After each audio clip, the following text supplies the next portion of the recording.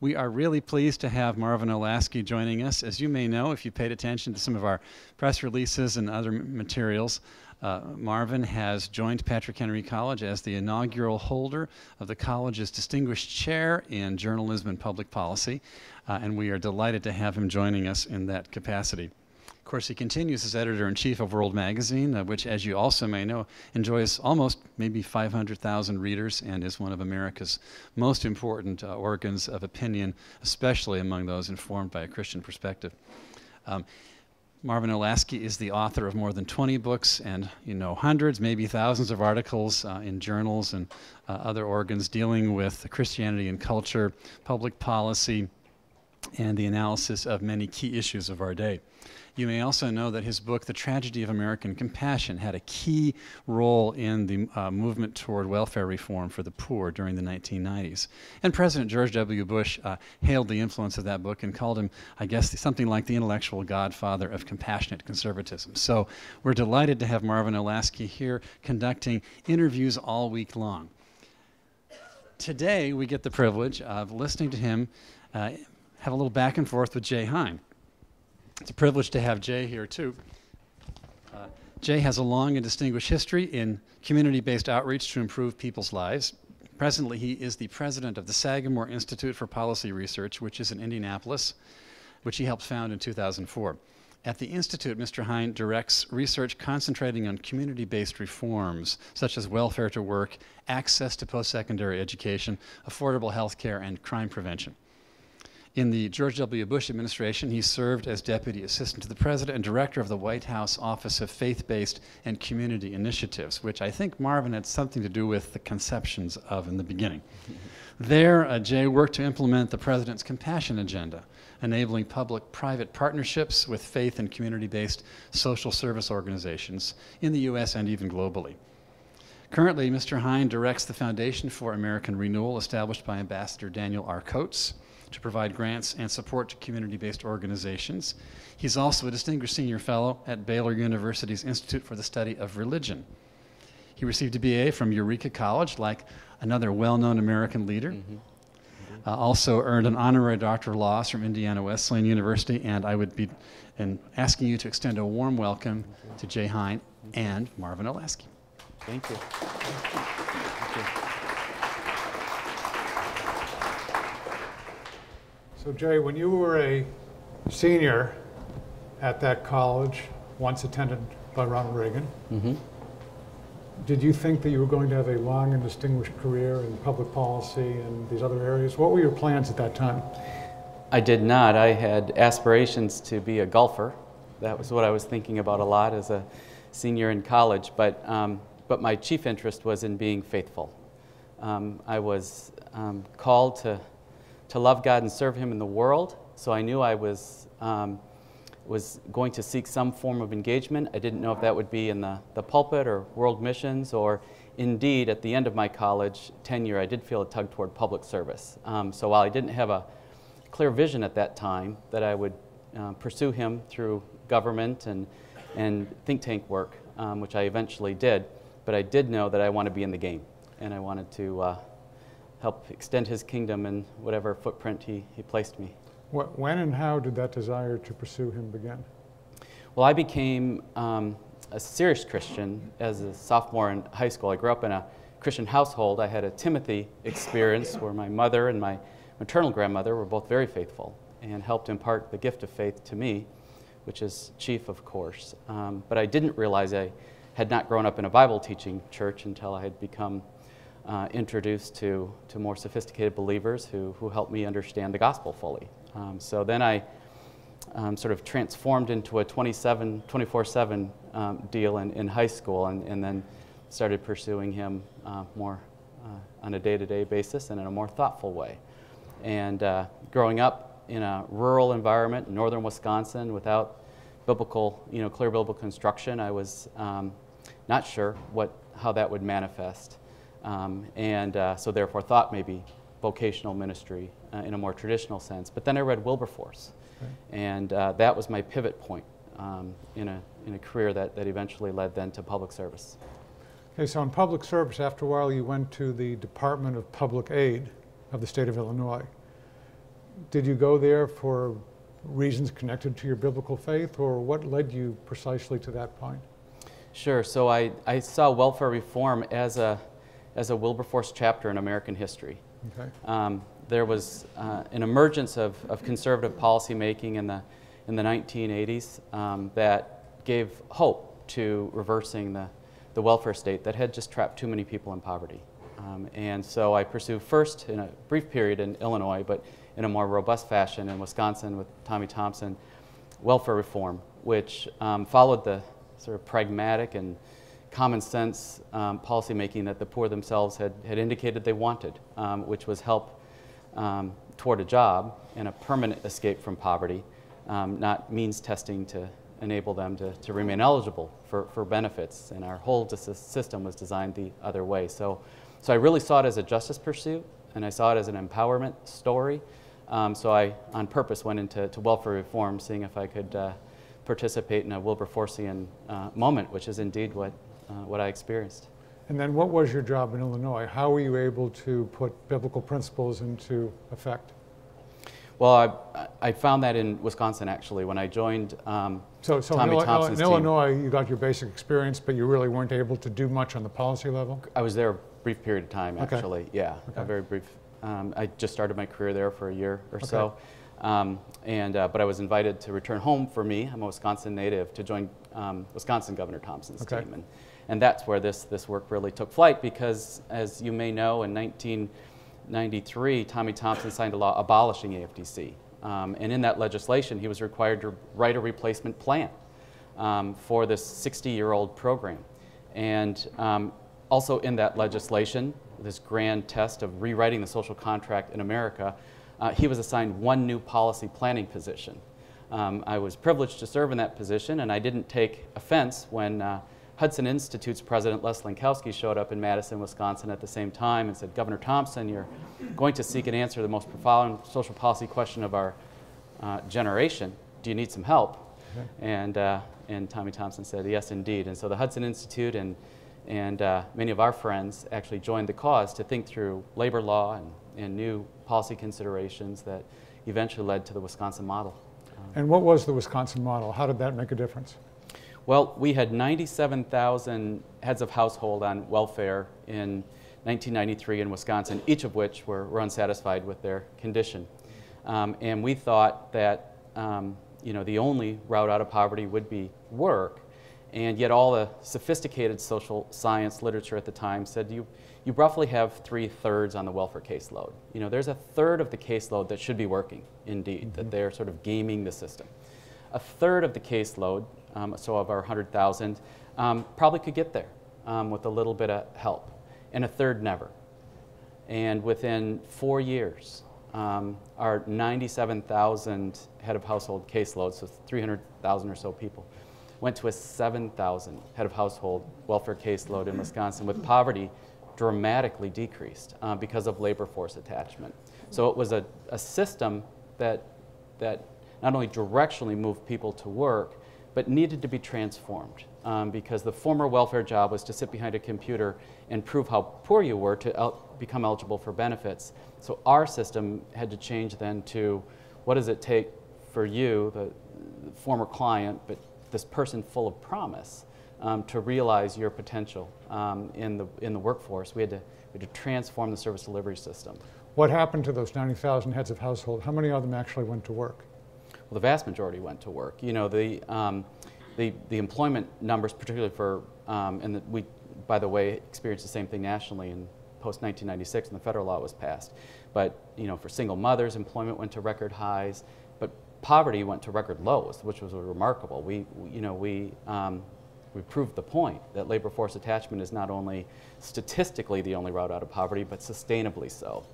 And so it was, but it wasn't a great leap. Now what we found is that it's hard work, that oftentimes it isn't going to a job, it's going to a progression of jobs.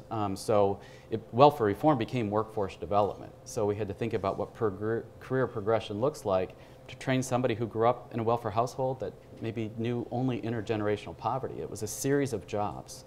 So it wasn't getting a job, it was getting attachment to the workforce. That was the answer. So most of those 90,000 went to work. were you able to track what happened to those people through a succession of jobs over 5 or 10 years? Has there been research into the long-term results? No, there's not good research on that. It's very hard to track somebody you don't have data for. So you really are relying on some macro data, on employment, attachment, and poverty, but they're not required to report their earnings or their employment status. So there isn't very good research. And what's interesting from a policymaking frame is that Wisconsin proved the point. Other states, Michigan and others, were very innovative. The crop of Republican governors in the early 90s were highly influential on Newt Gingrich. They all read Marvin Olasky and understood that we had done it wrong and that there was promise in an alternative approach. And so that tipped the scale nationally, of course, which I thought was a terrific sort of chapter in American policymaking, that you had this innovation bubble up from the laboratories of democracy with real evidence. There were over 100 research and evaluation projects active in Wisconsin during our time, most of which were trying to prove us wrong, to show that we were going to fail. But it tipped the scale, and so of course we did have then the 1996 welfare reforms, which then extended that success across the country. What happened in the late 90s and early 2000 is that we stopped talking about welfare reform, and we stopped talking in many respects about poverty. Each governor, Republican and Democrat, had produced their press release declaring victory because they all experienced the same caseload reduction and poverty. And so we sort of took it off the nation's sort of agenda. And so the research atrophied and our attention atrophied. Now we are running on the fumes a bit from those days, but there needs to be a resurgence of attention paid to welfare reform. There's the weakness that is formed in certain policies, and this is hard work that we're not going to complete. We have to be vigilant toward in policy. No, I liked very much what you did in Wisconsin, but let me just ask you about two concerns. And these were things that came to me when I did some visiting and reporting in Wisconsin, went to the Kenosha County Job Center, which was one of the bright lights. Right. Number one, and as you say, many of the people who were moving off the welfare rolls were single moms. There were signs up at the Kenosha County Job Center with messages like, "Don't wait for Prince Charming, his horse broke down." Stuff like that, basically saying, forget about marriage. And I just wonder about that, since the life of a single mom is so tough. There didn't seem to be anything done to encourage marriage. In fact, it seemed to be discouraged in lots of ways. Don't wait for this Prince Charming. And then secondly, and I remember having conversations with directors of some of these organizations, they were very decidedly secular and very much opposed to any religious, or to use the euphemism that developed, faith-based influence. Were those two things that I saw generalizable concerns? Were those concerns that you had? Did they affect the long-term success of the project? Right. You've diagnosed the difference between what government can do and what government shouldn't do. We were very effective in designing a policy that rewarded marriage and rewarded savings and rewarded positive behavior. That's opposite the 60 years previous, where all the government policies disincentivized those behaviors. So we had flipped the equation, and that's all government can do. The formation of character and the building of the person, I would never trust government to do. That is the role of civil society and faith-based institutions. So I experienced the same sort of the conflict that you did in the middle of this heyday. Because in my journey, I thought I had made it. I thought I was a part of this grand experiment, like William Wilberforce, my hero, in government, and I realized we weren't even at the 50-yard line yet. And so I made a transition from government then to a think tank, where I could take on a bigger question. If the first question was, if there wasn't welfare in its previous form, AFDC, what would take its place? TANF or empowerment policy. TANF, temporary aid to needy families. Correct. Okay, but the emphasis was on temporary. Was on temporary, and it was on, and directional emphasis was on empowerment. So I was thrilled to be a part of that experiment, but then depressed as you were to realize the job wasn't done. Hopeful when I discovered who was doing the job, and had been all along. And that is hidden in every neighborhood in America, people of faith and goodwill who were serving their neighbors in need. So I flipped in my own journey from pursuing the question, if there wasn't welfare in its former sense, what should it be in this new form, to whose responsibility is it to care for the poor, and how can we do so more effectively? So as you diagnosed the tragedy of American compassion and the goodness that we forgot when the welfare state got too big, I dedicated the next part of my career, which was the 1990s, mid to late, working in a think tank alongside Dan Coates and others to say, how can we lift up the arms of these who are our best agents to send the right message about marriage and the right message about positive behavior, how to beat the addiction that will compromise your ability to work and these sort of things. Well, that has to be life on a life, oftentimes motivated by faith. So at a think tank platform, Hudson Institute, I was able to pursue that agenda.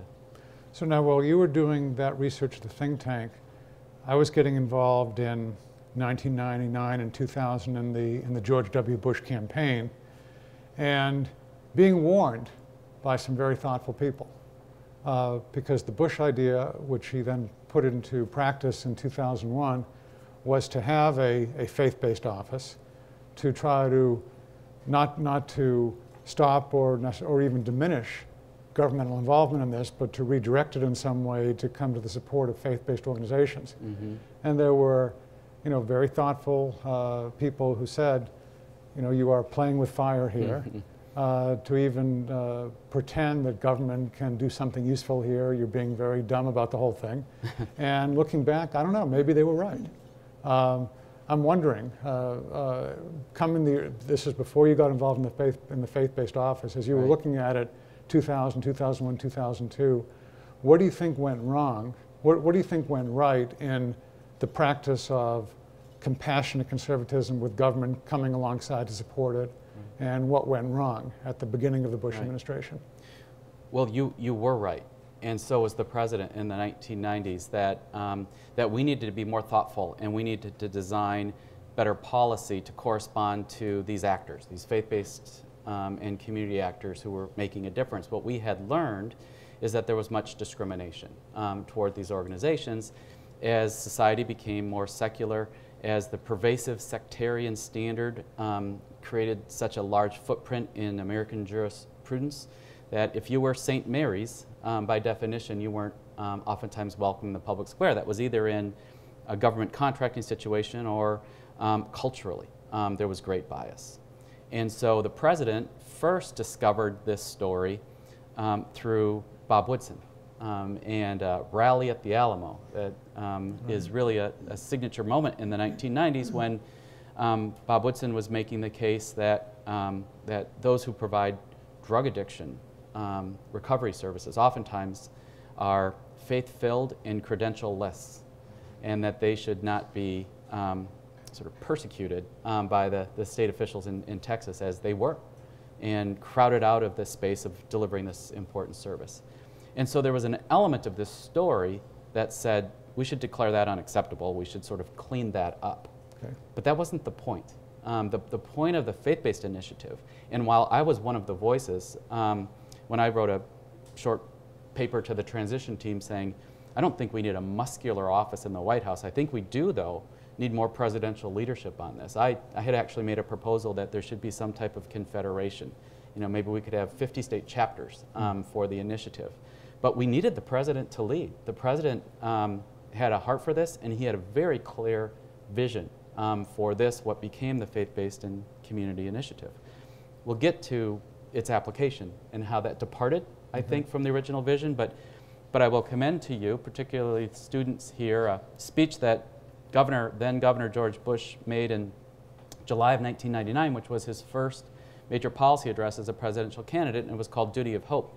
And I think it is a powerful vision for society, that we should declare society's biggest problems unacceptable, and we should lean into them, but we should, as a society, look first to these actors who are private.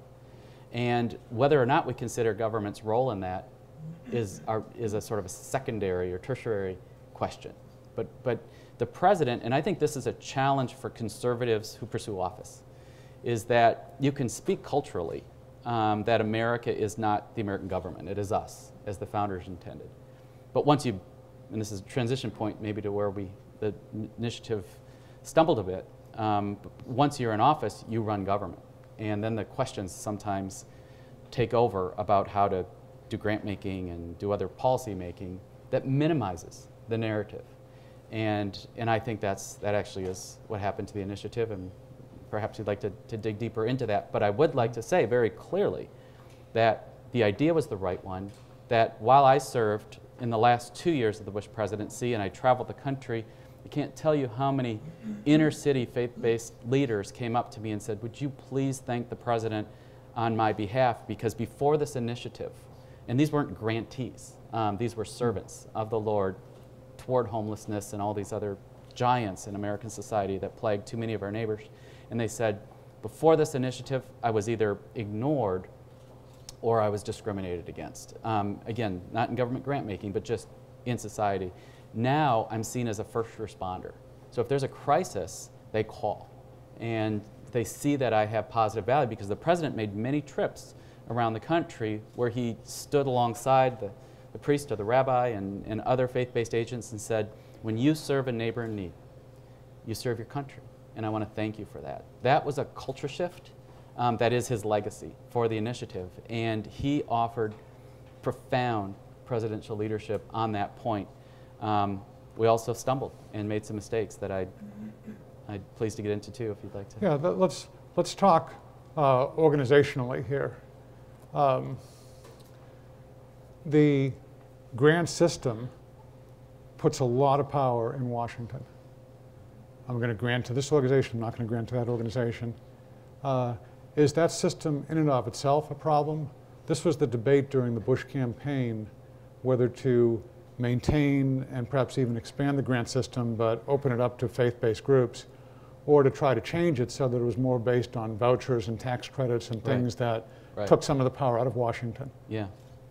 Well, I mean, the larger context is this, that since World War II, the government doesn't deliver services per se. The government has subcontracted services in increasing proportions since World War II. So it's service delivery by fiat and by confederation, and many of those organizations were faith-based over the years. And so even the grant-making dimension of the faith-based initiative wasn't new, but it had become in the 60s and 70s, and you need to look through the lens of constitutional law to see how certain discrimination had risen and sort of choked, if you will, the participation of many of these organizations. There were two types of organizations that suffered the most, who provided services and wanted to be compensated by the government for that. One was the faith-based variety. Another was simply the smaller grassroots organizations. It's just very difficult for them to penetrate.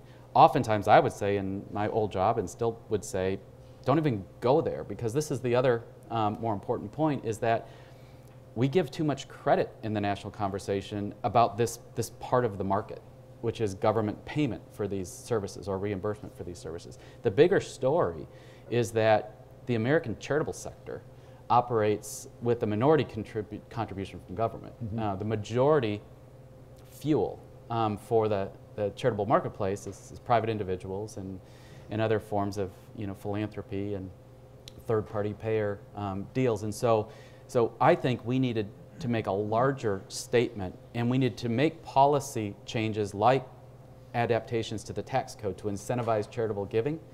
That's smart policy making, but it acknowledges the primary actor is a private entity, and that the capital flow is more dynamic and more useful if it stays outside the government grant-making scheme, which wasn't highly conspiratorial. I mean, it was really a remnant of a lot of bad ideas in how to do grant-making for a long time, and just an oppressive bureaucracy, which will always be the case. Government's just too big and complex, and so the initiative getting tangled in that web was a bad idea, and it caused the lion's share of the problems because it minimized the conversation and it redirected it. So it wasn't right or wrong. We needed to correct some of those problems, but we should not have majored in the minor when it comes to the initiative. We should have focused on the sore problems in society and the terrific actors who were solving those problems.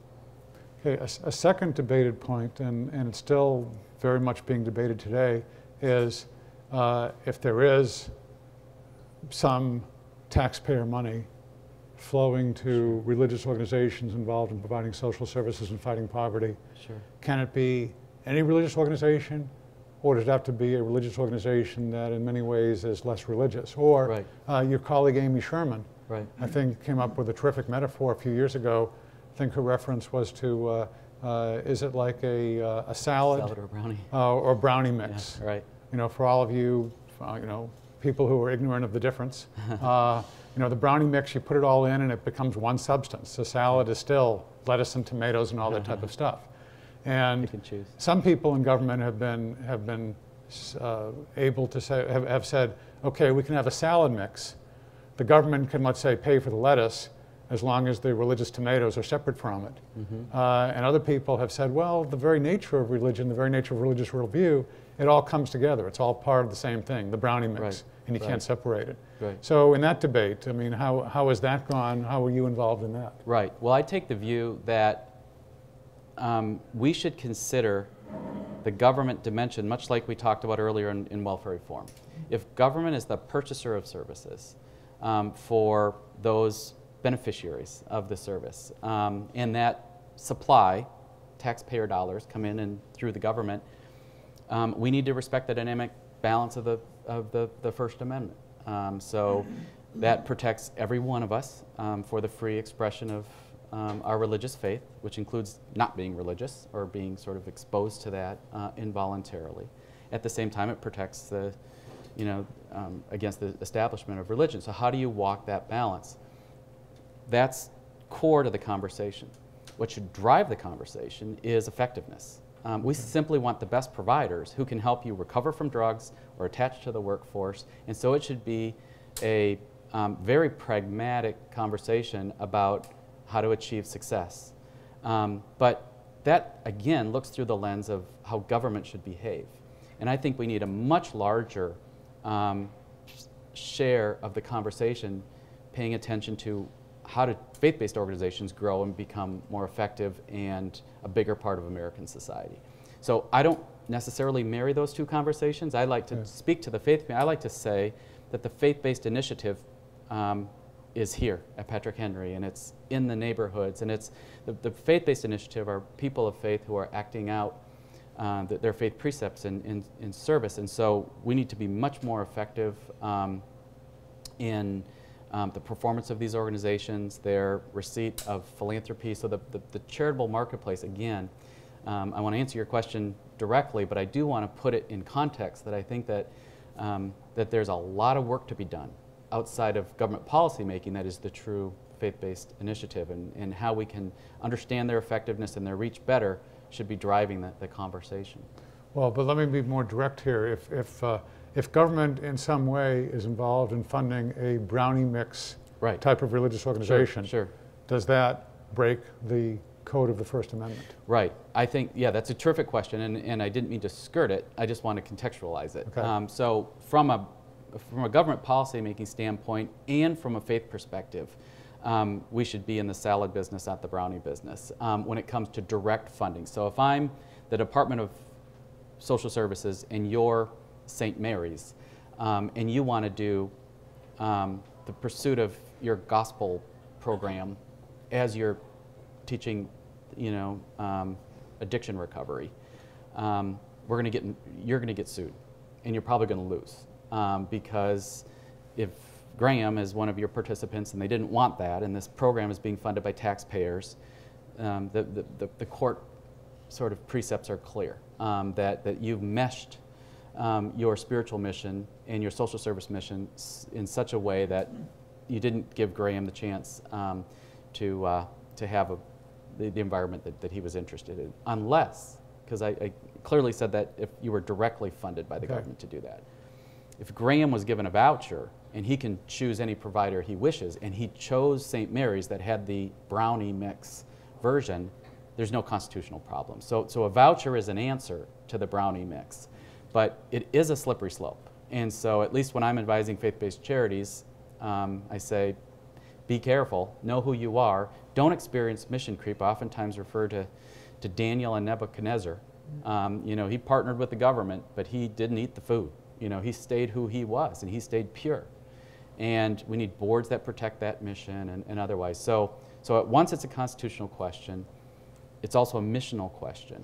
And we need more clarity on both sides of the deal. Yeah, because let's say that brownie mix groups are more effective typically in difficult situations like fighting addiction than salad groups. Right, which I happen to believe. Okay, and we're agreed on that. Yeah. And yet, government in terms of direct grant making can fund salad groups, which are less effective, but not fund the brownie groups that are more effective. Doesn't any kind of governmental grant-making apparatus then conflict with the goal of helping the groups that are most effective? Yeah, I mean, that's why vouchers are the answer, because you get to use taxpayer resources, but in a manner that enables consumer choice, which retains compliance with the faith-based initiative. We, in the Bush administration, the president announced Access to Recovery, which was an addiction recovery program in the State of the Union, and it was a voucher program, and we funded hundreds of thousands of organizations just this way. And so we had many delightful brownie makers who were recipients of those services, and they happened to be both types of the organization I mentioned earlier, because the voucher not only enabled you to be fully expressive in your religious identity and fully meshing, because you believe that it's about life transformation, like the Teen Challenge operation. But they were awesome too. If Graham has a voucher and he can now shop for services in Leesburg, the marketplace becomes dozens, if not hundreds of organizations, rather than the 5 government could go through the maneuvers to finally provide direct grant making to. So it's a much smarter grant making apparatus because the marketplace is larger and the fully expressive religious identity is included in a way that's constitutional. Okay, let me just ask a couple more questions and then turn it to the audience here. Number one, what you feel best about during your time as the third compassion czar. Is it the brownie mix stuff? I mean, if you had to mention one program that you thought, wow, this really worked, here the money was used effectively, what would you point to? Well, I'm very proud of serving President Bush and extending his reach in the compassion agenda, which was remarkable. What he did, this is also a part of the narrative that got a little clunky and led to some misunderstanding about the initiative. It wasn't a separate program. It was this vision inspired by you and others that said it's about people of faith showing up and taking on prisoner reentry and addiction recovery and AIDS in Africa. You know, so I did a conference with President Kagame in Rwanda and talked about the 21st century development model. You know, you may know that we appropriate $20 billion a year of taxpayer dollars through foreign aid apparatus around the world, and we get criticized for that because that's a small percentage of our overall budget. Well, the gross number, by the way, of course, is many countries put together. Sure. It's a very generous sum. But roughly $100 billion a year flow through your checkbook and your church and others. It's a much bigger story of citizen-to-citizen engagement.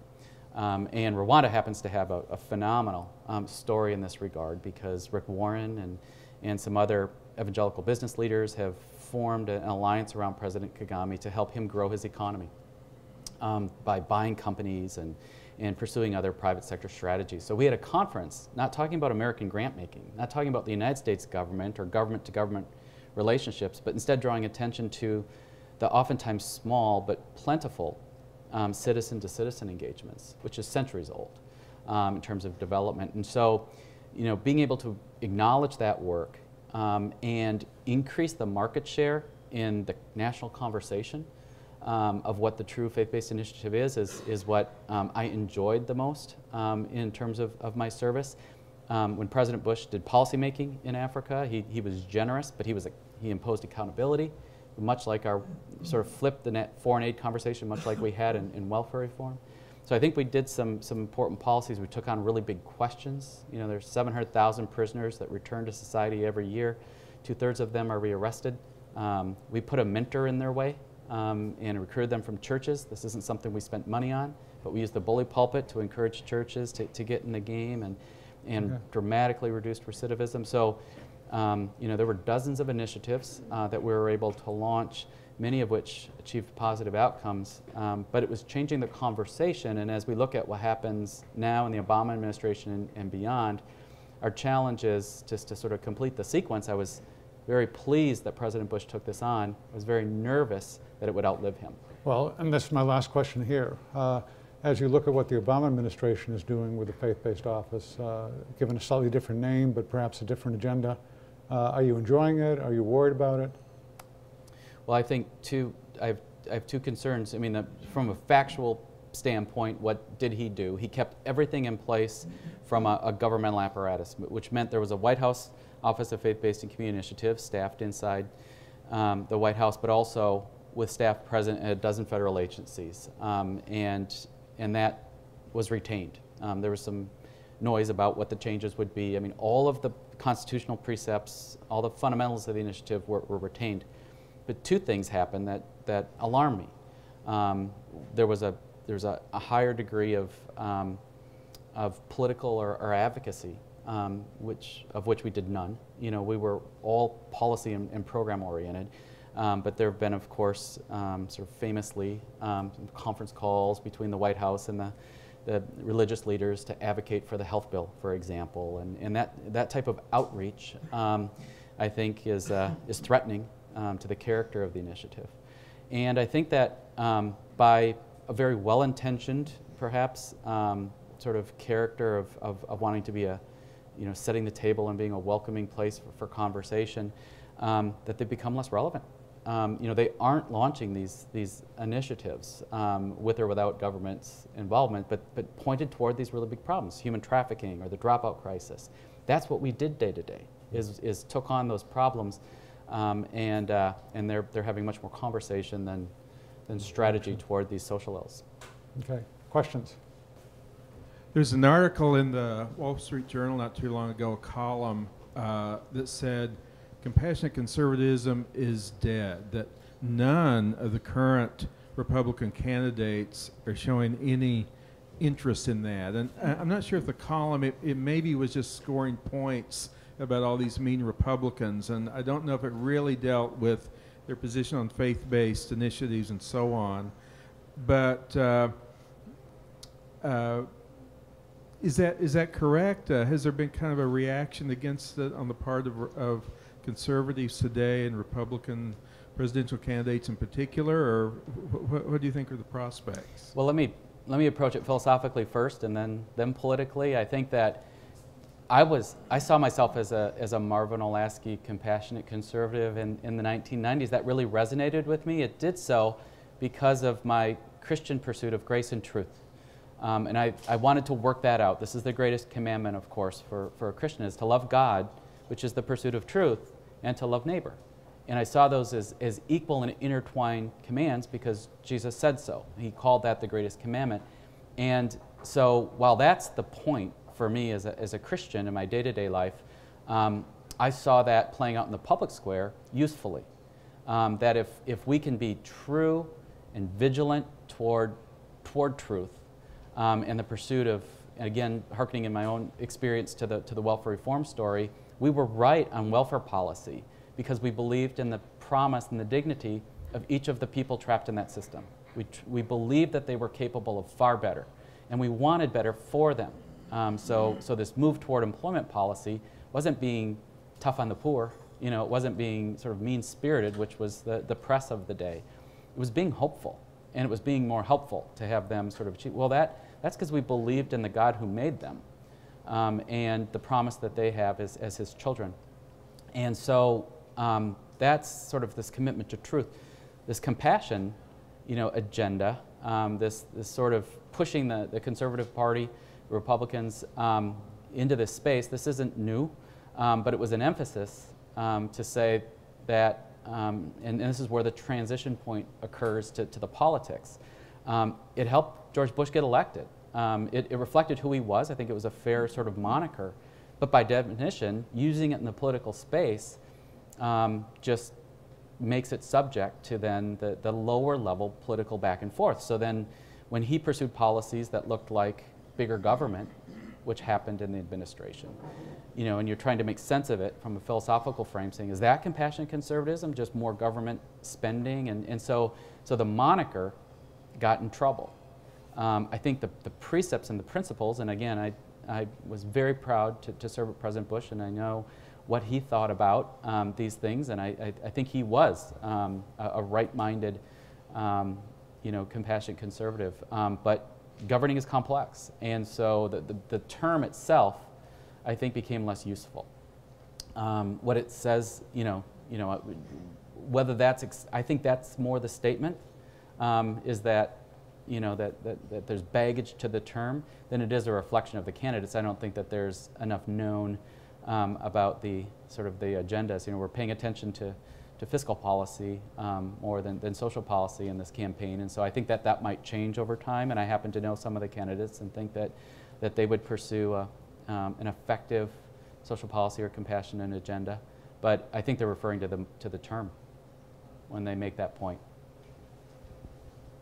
I have two questions. First one is the Establishment Clause in the First Amendment.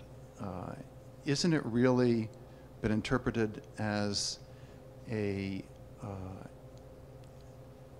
defense of a secular theocracy?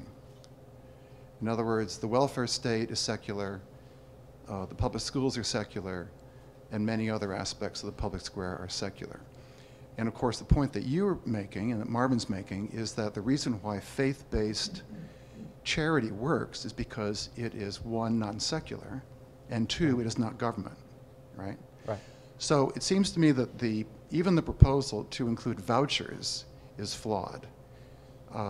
And before the welfare state in the United States, there was a very sophisticated system of mutual aid societies, tens of thousands of these organizations.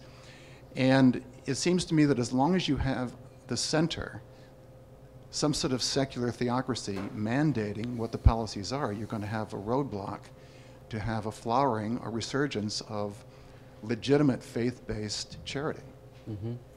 Well, it's a very thoughtful question, and I suspect we'd agree that the Establishment Clause isn't what it's become. You know, it was intended by the founders to protect religious liberty, you know, not to shrink it.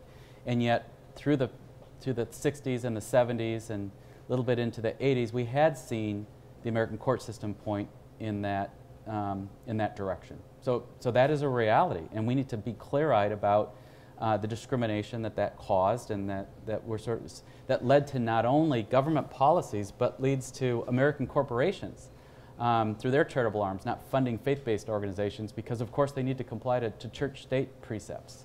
It's just ignorant. It's an illiterate sort of behavior of what the law is. Yet these rule, you know, the sort of the court cases during that era shrunk, you know, sort of the free expression.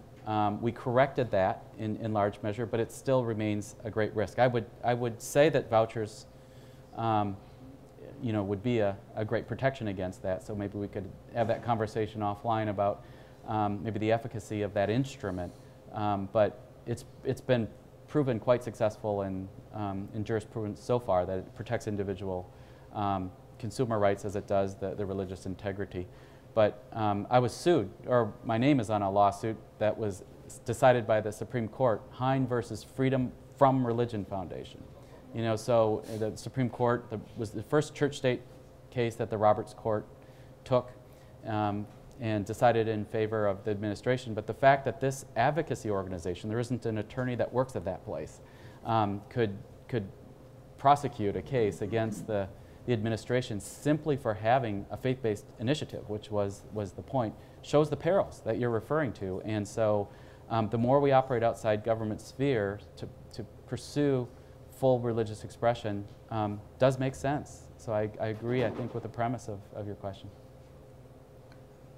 There's a hot case right now involving adoption and foster care groups in Illinois that want to be able to continue to do what they think is right and are basically being forced out.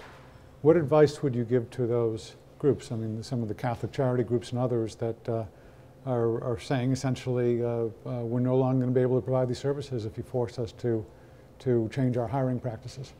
Right. I mean, I have given counsel to those organizations saying, stay outside government if you see a threat to your mission.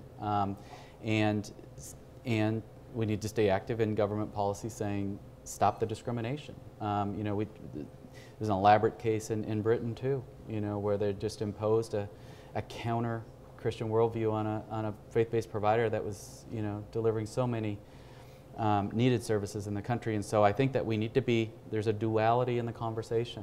We need smart and effective policy that does think about efficacy, but also the character of these organizations and is accommodating. But that isn't the fullness of the conversation again. We need to speak to the Daniels to stay pure, you know, and stay vigilant to your mission, because if you contort your character to such a degree to go with the unpredictable and changing nature of these government contracts, which at once could be threatening to their Christian identity, but otherwise could just be cumbersome, you know, and very weighty, that oftentimes they should stay outside.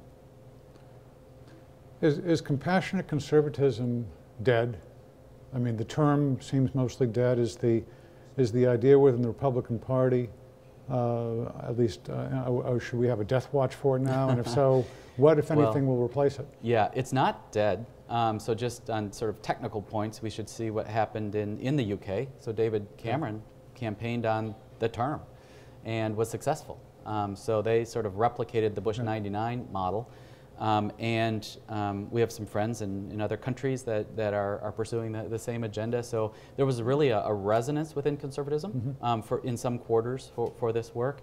I'm not, you know, part of a campaign to keep the term alive. I think what we should be artful in our discourse and not get stuck maybe on a minor or an old battle, and think of a more creative way to talk about. I mean, there's a great debate even within the church about justice issues, and I think we need to be much more artful. I look at Patrick Henry and the wonderful generation of thoughtful future leaders you have who are demonstrating grace and truth in such remarkable ways, and we need a language that accommodates the fullness of that, not plays to a narrower sort of political agenda. Okay. Les, you had a question? Yeah, there was a lot of concern in the media and other quarters last week about a Census Bureau report about poverty. What should the general public know about those kinds of reports to help us make sense of those sorts of issues? Well, you know, President Bush used a term that there are many among us who, I think his term was that prosperity left behind or forgot. I mean, that we need to care a lot about those who are in distress. And so this isn't a, you know, we can advocate for effective economic reforms and the free market or free enterprise full-throated at the same time looking at those who aren't in the winner's circle yet. And so it isn't minimizing the narrative that poverty is in our midst. It's contextualizing. American poverty is very different than developing world poverty. And so therefore the solutions to poverty change, but we need to lean into the conversation. We need to understand the nature of poverty. You know, the poor that I know, who are just low-income citizens or unemployed, are very talented people. You know, so we aren't talking about classes of people. We're talking about opportunity, and we're talking about habits. We're talking about, you know, structural issues at times. But we need to understand more beyond the data, what we're talking about. We need to understand that poverty, the culture of poverty is destructive, and that's why faith-based organizations and character-shaping organizations are the ones that need to do the work, because it isn't oftentimes transactional or a commodity. It's about life change.